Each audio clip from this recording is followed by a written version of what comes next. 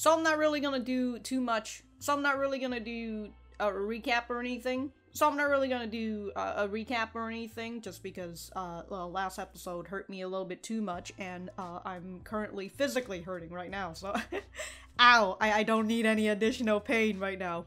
But the one thing that somebody pointed out in the comments that I really like is the whole idea that Akane's boss doesn't really understand what her good points are. You know, as we've kind of seen through the opening and through how she's going through like scripted events, you know, with her having like I assume her script as she's like relaying it, as she's rehearsing it. So it seems like Akane is more of a theater kid, and she's probably someone who's able to work with more of a pointed direction from the director and having a script that she could follow, and perhaps eventually later on she could branch off a little bit off of the script and, you know, do a little improvise. But right now, this whole improv thing, it's not really her it's not really her cup of tea right now, right? But the boss doesn't understand that. He just wants results, and he doesn't care how she's going to get it, which then, you know, continues to play into Akane's need and desperation to make a mark on herself in order to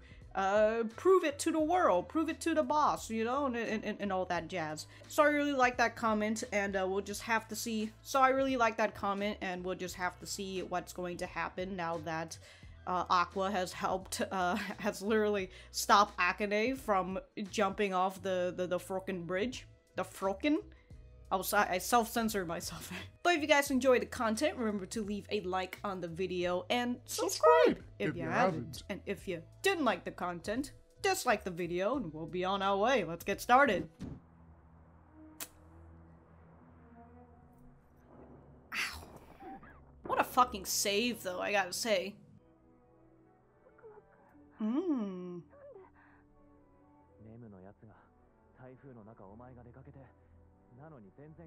Oh, so MEM-Cho was looking.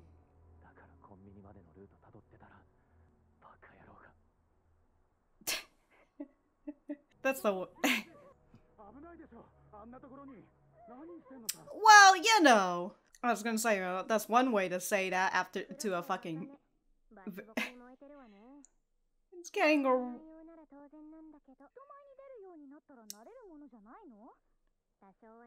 to some degree. Yep. Some people grow thick skins and some never will.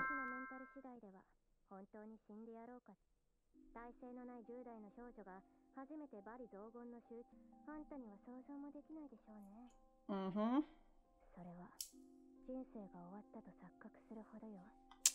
Look at the dead in her eyes.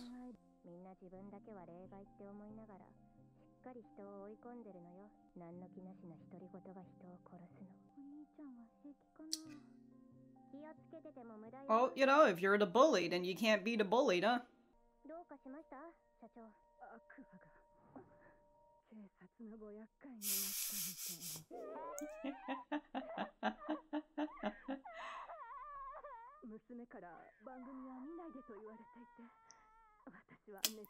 So she doesn't know, of course.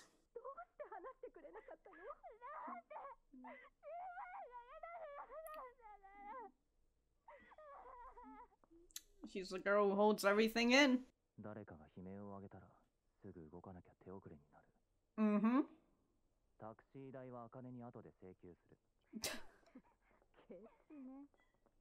Oh. Oh shit! Wow, my god! Holy shit! What? Alright, guys. The whole cast is here.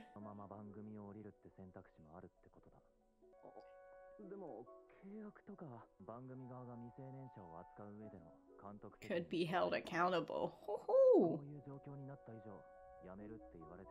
Of course, she could fucking... I mean, if this was America, she...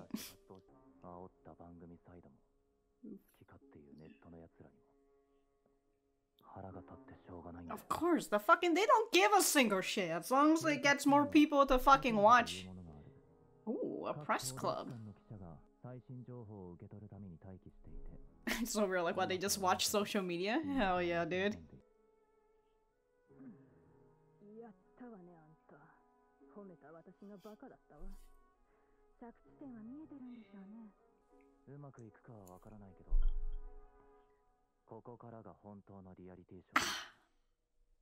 Akane の自殺未遂のニュースが流れ、界隈では様々な議論が起こった。もちろんそれで引くやつもいるが、新たな火種に中傷も加速。Of course, people who are gonna fucking double down because they don't want to be wrong. I hate those fucking phone cases. I don't have that many. Only 100. Damn, dude, what are you taking these pictures? Mm-hmm.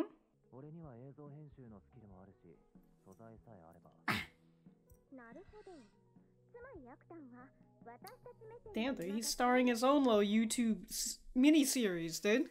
The BTS. 強いインプレッションが期待できる状況ってやつなの。それって表面的なものでさ、実態としては数%程度のものでしかない。ほとんどの客層は叩くべきか擁護すべきか悩んでいるサイレントマジョリティ。つまり答えを求めているユーザーが多い。そこに共感性の高い意見を提供すれば、多くの人がそれを正義と思い込むマーケットになっている。The way that you say it like that, yeah.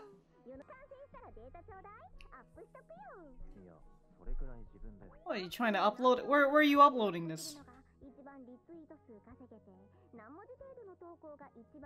Damn, dude.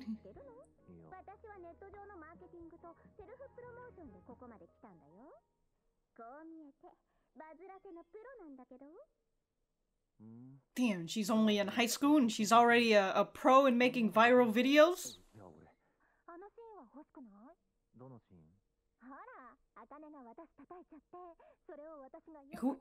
Who's recording that?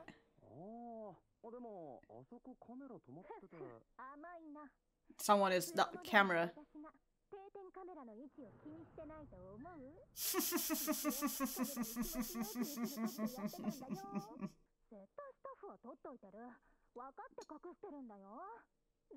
Yeah, there's always a camera recording somewhere.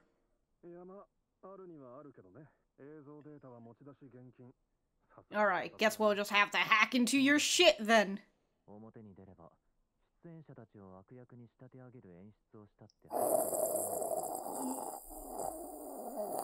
Ooh, he's really just saying it out loud.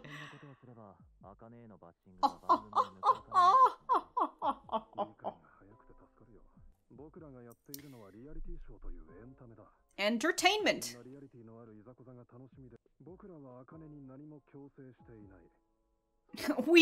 we just gave her some sort of directions, that's all.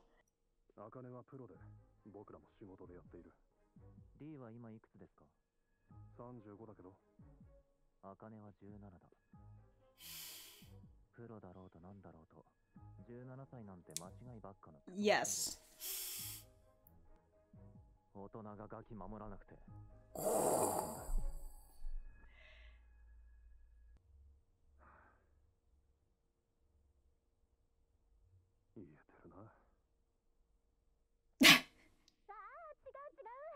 You make a good point, goddamn.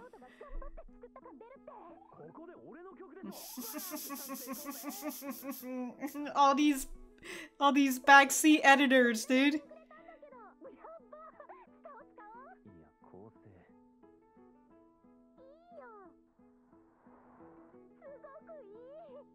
These are just pictures. Oh, alright, who edited that one? Y'all spent days? All those monster drink, dude, the berserker.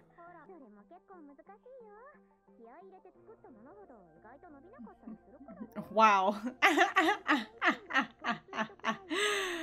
Wow, dude, the savagery in that. You can put all effort you want, it still won't do anything. Oh, oh.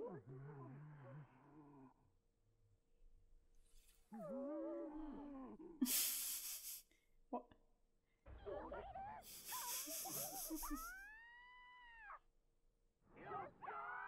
Oh, they've got the 100 retweets. Oh shit.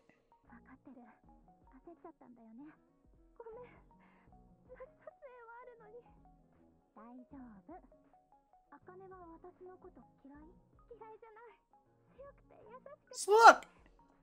Come on, the Yuri community! 私も茜のこと好き。Uh-oh. だから怒らないよ。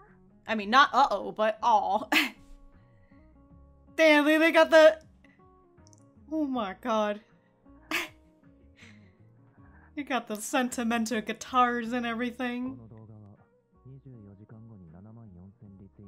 Damn, holy shit.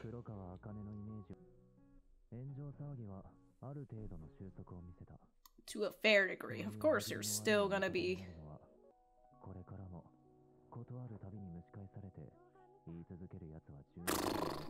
Ha ha ha, yeah, I know. Play a character to some degree. Mm-hmm.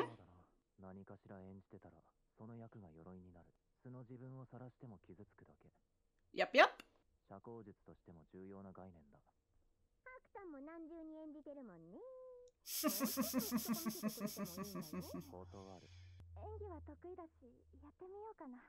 Alright. You low-key?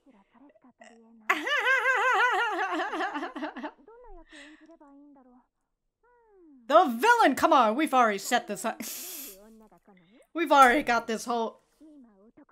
Except you're seducing only women! Oh! It's just I.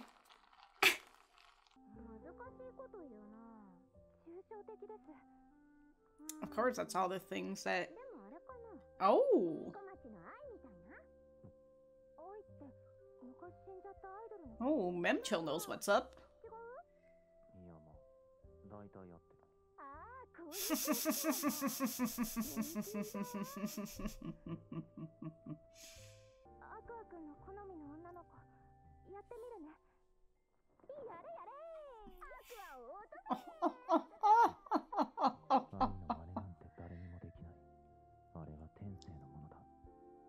So, your sister?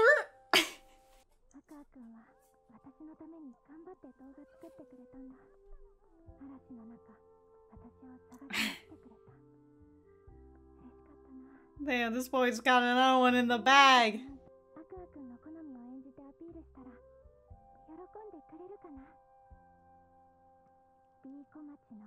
Oh, so she's gonna learn. What if she sees that viral TikTok? Sorry, viral tweet? Oh. With guys.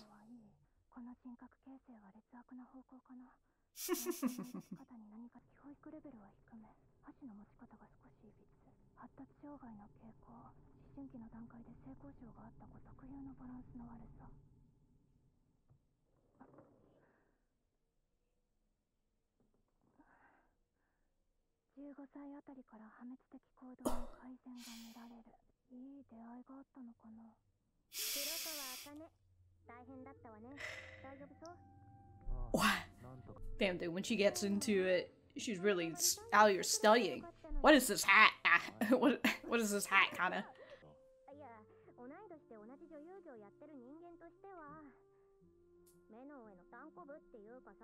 She's a thorn in my side.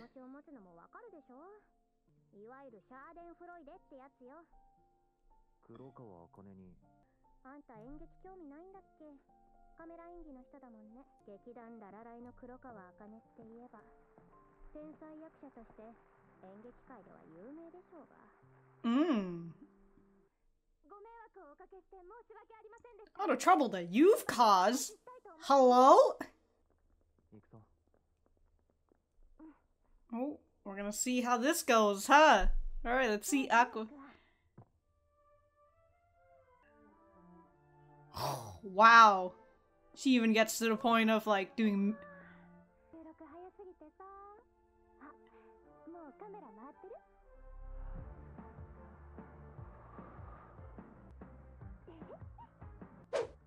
Wow! Well, she says that acting is one of her best defined features, so damn, dude. I was saying, like, when she's doing the studying, she gets into character, like, wow, dude, she's really learning like a lot about Ai. She's over here like she's got an characteristic balance to herself, like she's been having. Wow. Alright, Kana, you're gonna need to step up your game, Kana, before Akane fucking comes in. Oh, it hurts to laugh! Stop! Aqua hears Ai again, he just starts crying. Ah! The memories! It burns! Alright. Well, I guess I will go back to the center and also write my notes. So, yeah. I slipped that. Anyways, we're gonna go back. Breaking news, mobbed by viewers due to use of violence. Reality shows are entertainment. Through the challenges and rivalries in daily life and specific situations, they provide entertainment. However, sometimes unforeseen troubles and problems arise. The trouble that occurred in Love Now recently did not seem to be staged.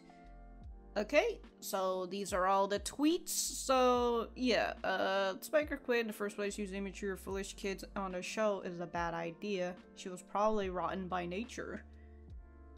God, don't you just love it when people are just born bad? Oh, it's so easy to hate them. That's injurious assault. Injurious assault. Hell yeah, dude. My favorite part. After this whole thing, right? After Akane is like close to just giving up on life, and then she gets saved. And like some of the first things that she hear afterwards is, after, you know, she almost attempted to take her life, is, "You fool." I'm like, damn, dude, fucking savagery. And then in this next scene, right? Well, I mean, it's not, well, kinda-ish next scene, but this scene when, Yuki comes on over, right? She's running on over. Hold on, I'm everywhere. Anyways, Yuki's coming on over to, Akane. She just comes out, just goes straight in for a fucking slap. Like, damn, dude, the utter savagery. I'm like, guys, she just attempted to take a life. Stop. Ow!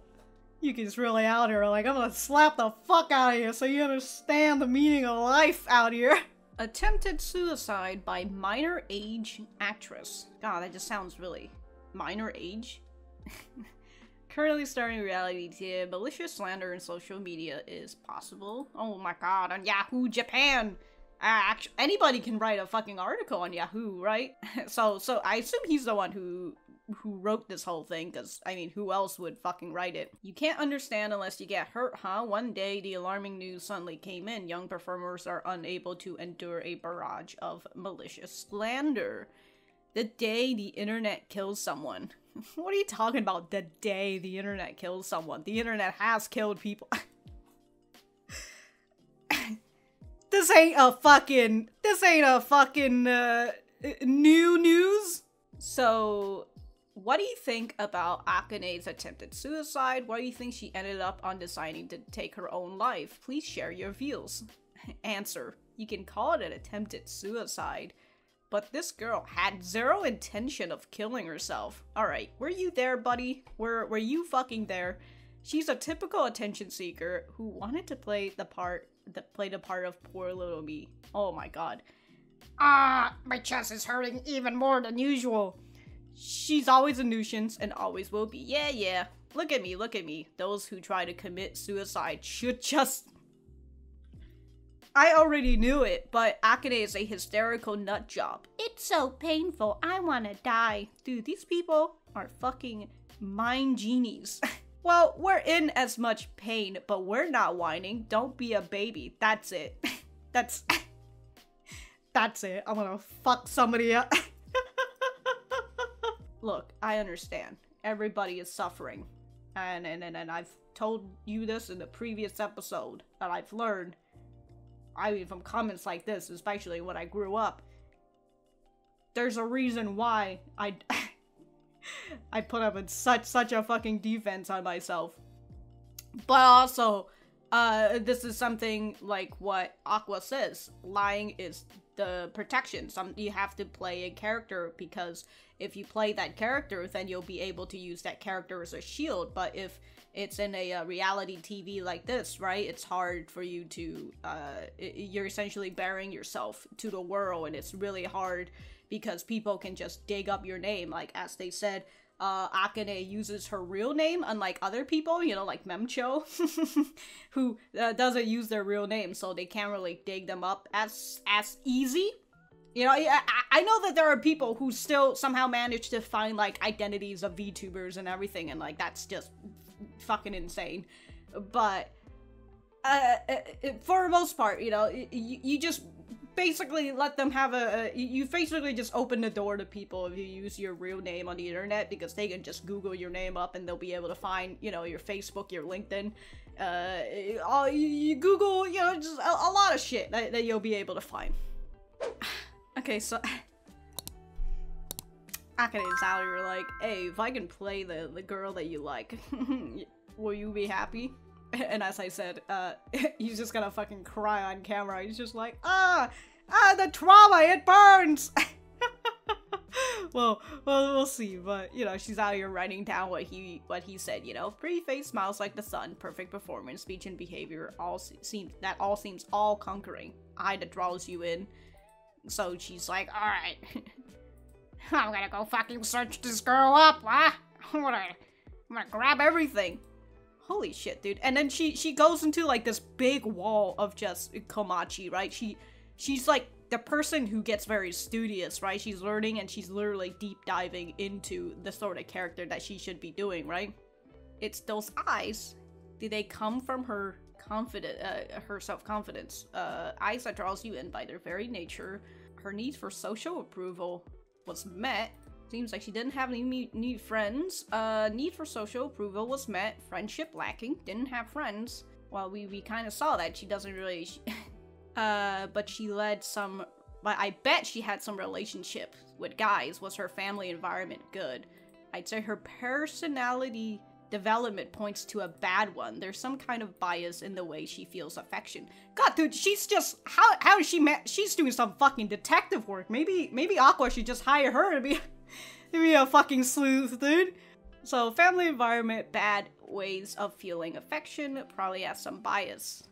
So, an obsession with secrecy and a need for exposure, a perfectionist in contrast to her sensational behavior. Nonchalant and overattached. Two things that are very separate from each other. Moderate when it comes to money, somewhat indifferent when it comes to fashion.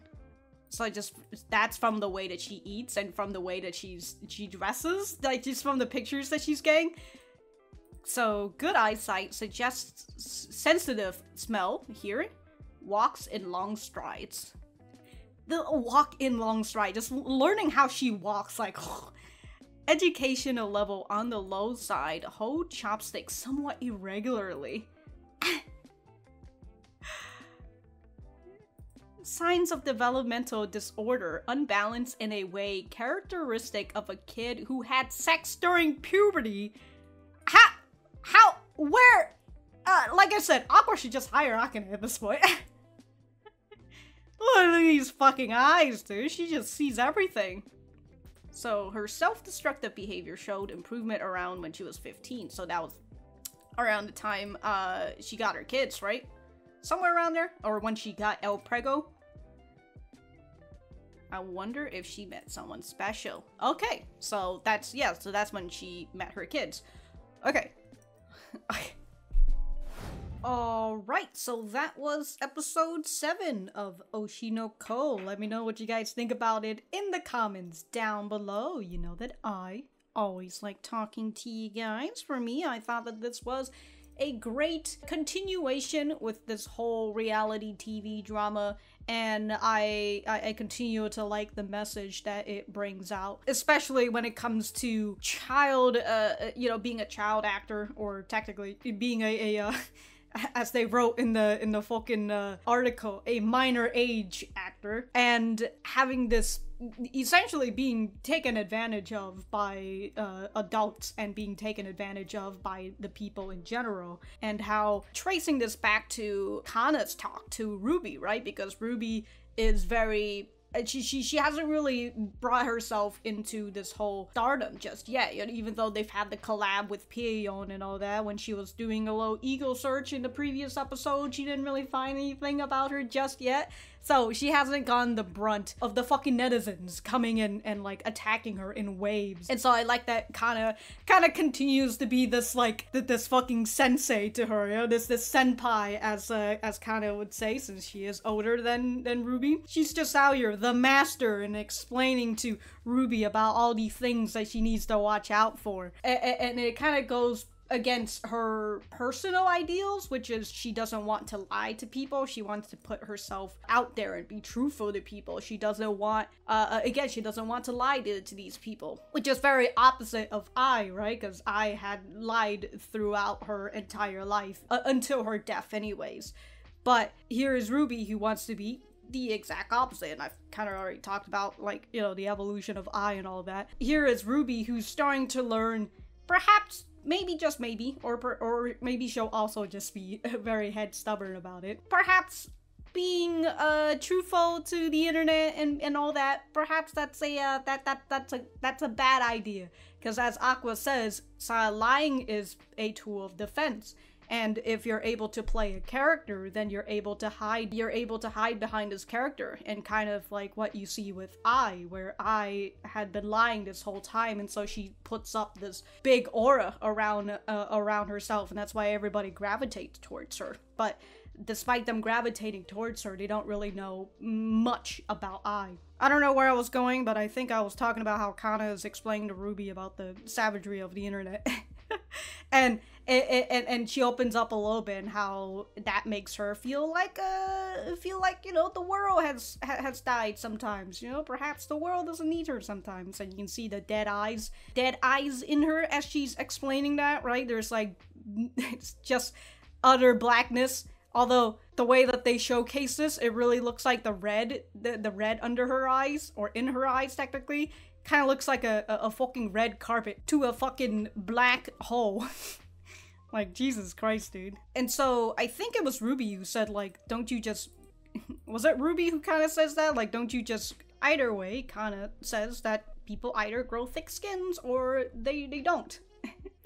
You know, you either grow thick skins to it or you never don't, and then you'll just end up feeling really bad whenever the internet lash out at you, or you just lash back at the internet, as you can see with the way that modern society is now. But despite Kana talking about this, towards the end when she talks to Aqua about it, it's very interesting to see her other perspective on this whole situation, which is towards the end, when Kana presumably finds out that Akane is going to continue with this, and she says, oh, she should have just retired.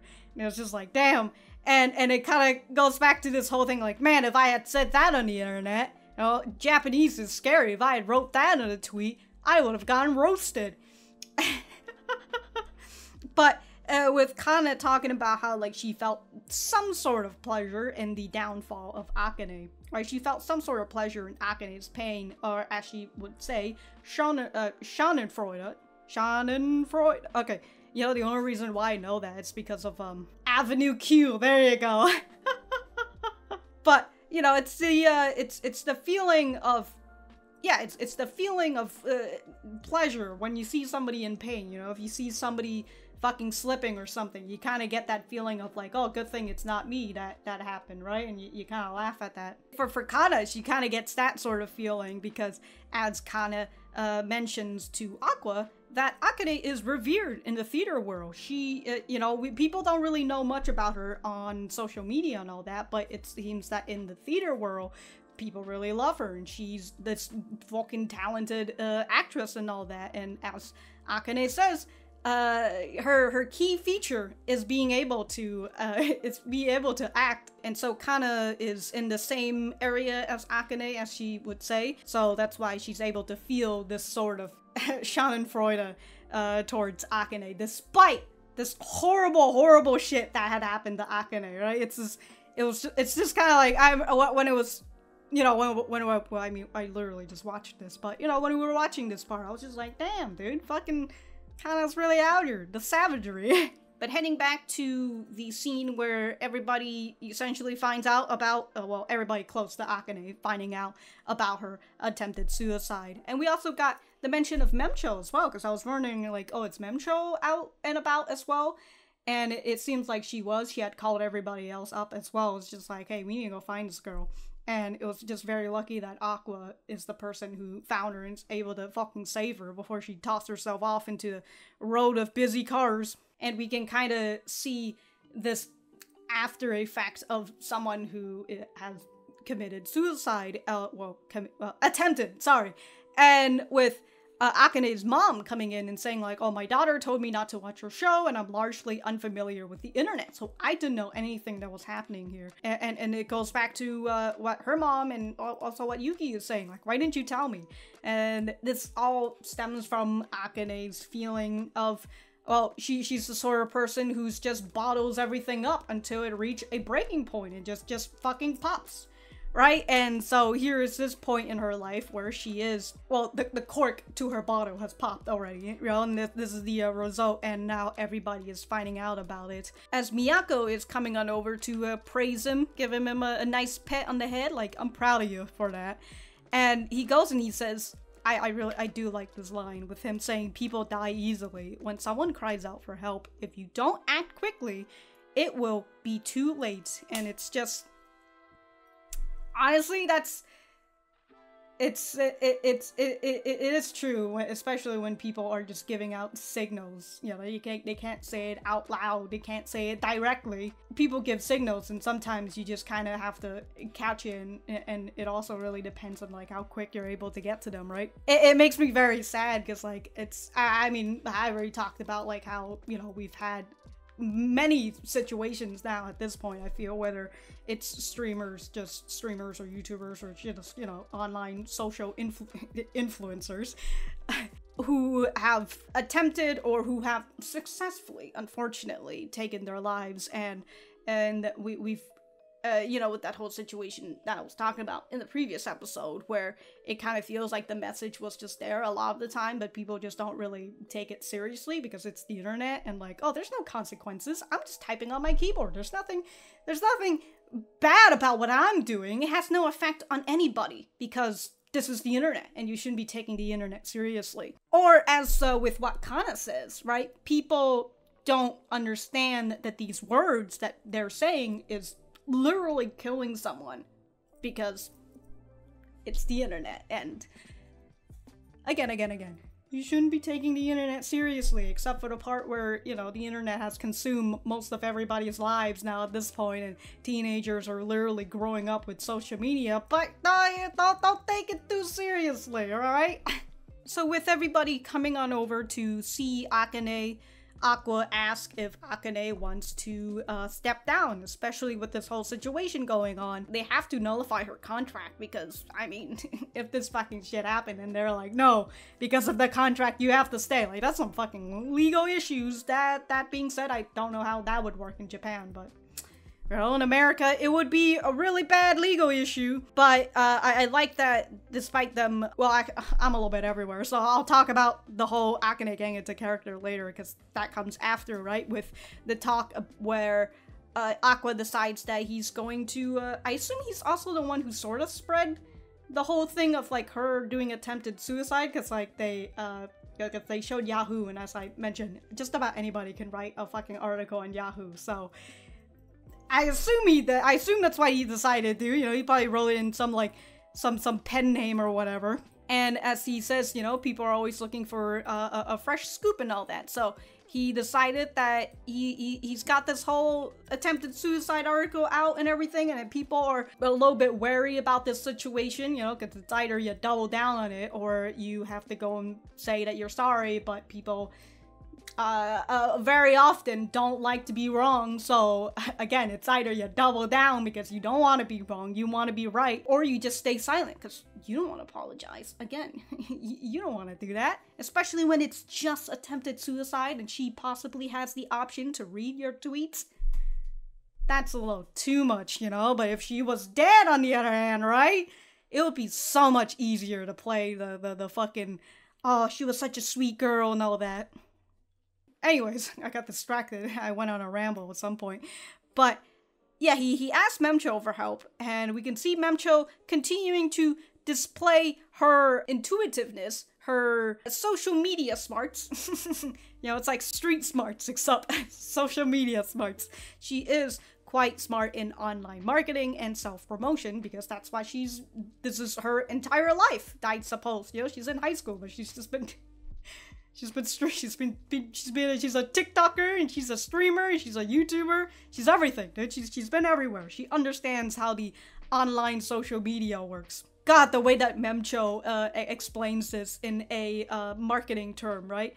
And with Aqua talking about how he wants to make his own videos, because right now, you know, this My Love Now, I think that's what they shorten it to, it's professionally edited to portray that Akane is a villain in order to make the show entertaining, because the whole thing is it's entertainment. So that's why Aqua wants to create a different sort of video that shows the behind the scene, and that, you know, everybody love each other and all that. So fucking stop attacking this girl, right? So here's this thing with MEM-Cho, right? Her saying, to put the current situation in ad agency speak, there are many active viewers and a strong impression can be anticipated. Hey, yo, get those fucking impression rates. And as she says, you know, the bashing of Akane stands out, but on the surface level, that's like a very minor. You know, these are the minorities who are, they're the loud minorities. They're the one who's fucking saying the loudest. And with the sensitive topic of an attempted suicide, most people are in the silent majority that's conflicted about whether to attack her or come to her defense. So these are, with no better words to say, they are sheeps. They are sheeples. Yeah, they are the people who, they're very on the fence, they don't know what they need to do. But the moment their favorite YouTuber or whatever start making a topic, you know, make a video about it and talk about it, suddenly they're very interested in this topic. Or at the very least, if they were already interested in this topic, they feel like somebody has backed them up, and that's why they get a lot more vocal about it, right? And especially as with what MEM-Cho says, if we provide them with a highly empathic viewpoint, most of them form a market that'll readily believe that they're, most of them form a market that'll readily believe that to be, what the fuck is this? Hold on, what is this sentence? I have to look at the full sentence. So, okay, so if we provide them with a highly empathic viewpoint, most of them form a market that'll readily believe that to be the righteous positions. It's a lot of sticky words. But yeah, I wrote it in the way that I assume that MEM-Cho is saying, right? She explains that people are sheepos and will follow what makes them feel good. You don't want to feel bad on the internet. You want to feel good. You want to feel like you're on the right part. You're in the right part of history. Like I said, if somebody posts a video or whatever, make a statement that is that as she says, a highly empathic viewpoint, and especially with the situation of like attempted suicide, if somebody goes on the defense and say, hey, maybe we shouldn't have done this, maybe we should think more about what we say before we say it, you know, I don't know. So like that gets people up in arms and just like impressions. And I'm just over like, all right, with the shit show that Twitter is, go along with that shit, all right? Are you a fucking blue check too while you're at it? Sorry, was this before the fucking devastation that is TikTok? Sorry, that is Twitter, even though Twitter was already a giant fucking cesspool before all this has happened. Anyways, Yuki mentions that the staff definitely have footage of the recording of Yuki and Akane hugging each other and making up, because, of course, despite them saying, oh, shut down the camera, one of it is still running. Or at the very least, it just, you know, they just say, shut down the camera, just so they know that this is where we need to cut, right? And, God, as what Aqua said, you know, the fact that the producers are just fanning the flames because they don't give a shit about what happens to Akane, and it just pisses me off to no end. So I agree with what Aqua says. So this gets Aqua to confront this man who we've been seeing is the one that Akane has been asking him for directions, so I kind of just assume that he's like the director. I don't know, maybe he's just a fucking staff member. I don't know who the goddamn director is. But this guy right here, right, he's being sly and all that, like, oh, releasing raw footage is prohibited, and there's no way I can give it to you. And Aqua literally has to just go into, like, black market territory, almost, with him saying, like, oh, you don't want to show it because this would just make it look like you've portrayed Akane as a villain, and then the hate will go to you guys instead of Akane, right? Because it's totally fine if Akane is the one who's getting who's getting the flame, as long as it's not the show itself, because hey, it's so much better if you've got a villain that people hate instead of the show that people hate in general. You know, it'll still make people wanna fucking watch it, am I right? And so, as this man says, we're creating entertainment in the form of a reality show. Everybody watches the show because they enjoy seeing quarreling that has a sense of reality to it. We didn't force Akane to do anything, and of course it shows all the notes that she's taken, because she's always asking the staff what she should be doing next, and they're the one who's suggesting her these stuff. He was the same guy who was like, I don't know, if you want to get a little bit of screen time and all that, you know, if you want the audience to feel good about you, maybe you should just play the villain. Maybe you should just try and take Yuki's boys away, right? And so he goes back on this whole spiel of, we didn't force her to do anything. We just gave her suggestions, alright? It was her fault for doing this, not us. And it's just like, damn, dude. Fucking damn. Sly like a fucking corporate would. Right? It was her own choice, and our staging is just meant to make things easy to understand for viewers, which is, she's the fucking villain, go shit on her. And so he says, if she had an issue and objected to us using the footage, we wouldn't have. Am I wrong? Which, there's a fucking power struggle in this whole thing, right? Especially if it's a kid. And I do enjoy that Aqua brings this up, right? Like, hey, how old are you? And he says, like, I'm 35. Yeah, well, she's fucking 17. Yo, you've lived half of her life. Well, you've lived double her life. I don't know why I say half. So, like, you have much more of an experience. And, again, with the power dynamic, especially with kids and adults, you know, kids might struggle a little bit more, a lot more, actually, on wanting to say what they, of what they want. God, I'm just stumbling through this. Oh, he is the director. Yeah, he literally says director, so, okay. So, Aqua's asking the director, well, the director had said, oh, Akane is a pro, and this is just a job to us, so, like, don't take anything too seriously, alright? And so, this is when he asks, like, how old are you? And, you know, he's lived fucking double his, double her life. You know, he says, pro or not, 17-year-olds are dumb kids who are always making mistakes. What kind of adult chooses to not protect a kid? He had to like take a breath in for that, right? And I think, did his eye kind of just, yeah, it did get like brighter, the star in his eyes. So what kind of adult chooses not to protect a kid? And then this fucking guy gets a flashback of like, oh yeah, she is a hard worker, I know that. And he's over fucking pulling down his hat like, ah, you make a good point. Oh, you're like, you son of a fucking bitch, don't fucking go and tell me that. You're like, whoa, I hadn't thought about that. She's 17 years old. And adults, we adults should protect them. Oh, I totally forgot, you know. Totally forgot about protecting the kids, especially when we're fucking exploiting them and all that. Protecting the kids, that wasn't part of the contract. Come on now. I can't get over this scene and how this man just crumbled. He really just crumbled right there. But perhaps the director didn't come to the conclusion that she is just a kid, because he's so used to seeing her acting as a pro, you know, being a professional at her job, that he doesn't think that, oh, it's a kid. Kids make stupid mistakes sometimes, and maybe we should care about them, but you know, we could also go that way, but you know, at least he fucking crumbled and gave him the footage so then they could edit and get that video together. And as expected, right, with them doing the video editing and everything and uploading this, and everybody being able to see the behind the scenes, even to Akane, who's able to see this, right, and seeing the things that Yuki had told her before, this whole internet fucking destroyed her and all that. So anyways, with this video going viral with like 74k retweets in one day, which it's quite a lot, gotta say. We don't know how many views they've gotten though, but the retweets is really what matters, huh? Spread around, people's opinions of her as lighten up for the most part, or at the very least they're forced to have to lighten up, or else they will be on the bad side of history. And you don't want to be on the bad side of history, you want to be on the good side of history.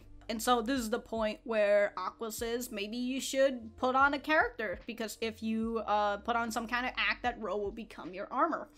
And it's what Aqua's been doing this whole time, right? He's been putting an armor up, and as MEM-Cho says, like, dude, you're like a fucking onion. You've got layers on this, on these fucking roles, on these fucking armors that you've put on.